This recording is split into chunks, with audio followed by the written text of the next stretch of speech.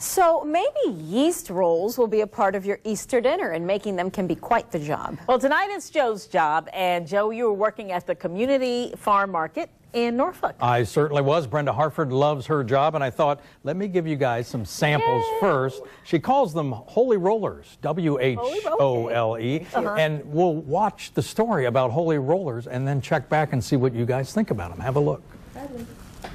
It's a nice long kneading process. I can tell. So there I was at the Five Points Community Farm Market on Church Street training with Brenda Hartford. She was showing me how to make yeast rolls that her grandmother Annie Mae Langley baked for 78 years in Berkeley. We were cutting up dough to make 24 rolls, and you gotta fold each one. Trifold. And then I'm going to stretch it out and do my bifold. That's a holy roller. Progress, progress. You're getting there. Doing all this by hand is how Brenda's grandmother did it before there were cutters that make this process a lot faster. All right, Joe, go ahead and put them in the proofer for us. Ready? All right.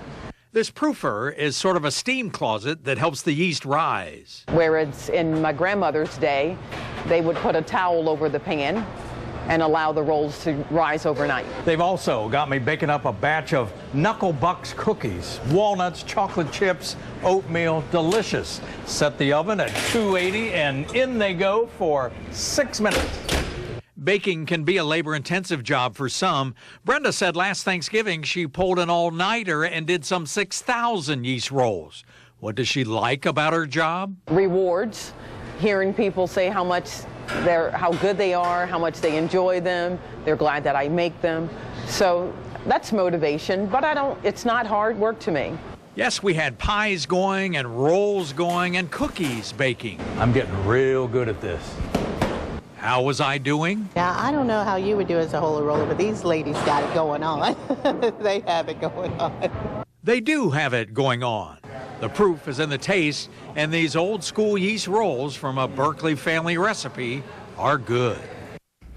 Yeah, they are good. So, ladies, what do you think? There's your sample. Oh my God, they were great. I'm so glad we're going to weather next so we can eat.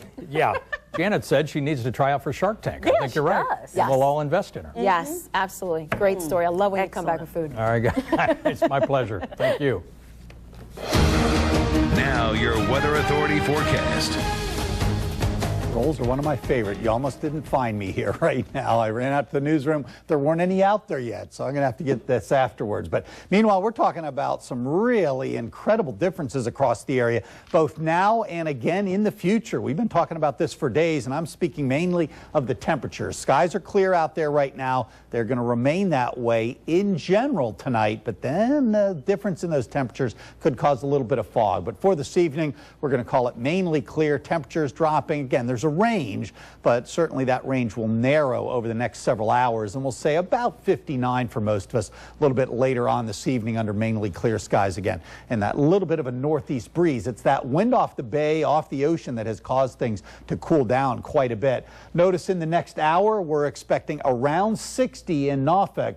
And now when I say Norfolk, that's at the airport. Inland areas around downtown, for example, probably a little milder, like maybe low to mid 60s. And then once you get back inland, it's around 70 or even 80 still. Wait until you see the current temperatures, and I'll show you exactly what I mean. Once the sun goes down, again, it tends to shift a little bit, not as large of a difference between the two. So 8 o'clock, 9, 10 will start to even things out. Still close to 60 inland and around 50 at the shoreline.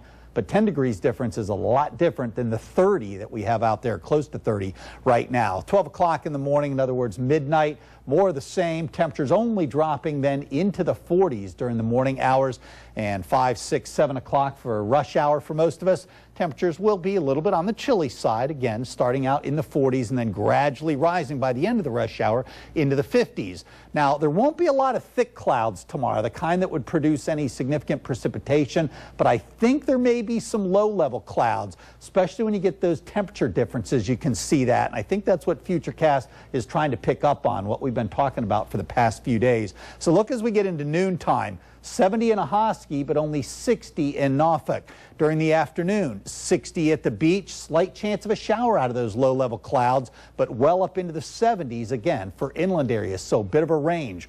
Right now, we had a high of 70 or 71 at Norfolk International early, then dropped to 57 in a span of about 3 to 4 hours. Now we're back up to 60, but look at 60 to 86. 26-degree difference right now across the viewing area. Mid-60s near Hampton, the beaches of Virginia Beach, and again, much modder once you get back inland. That's going to be the general trend over the next few days.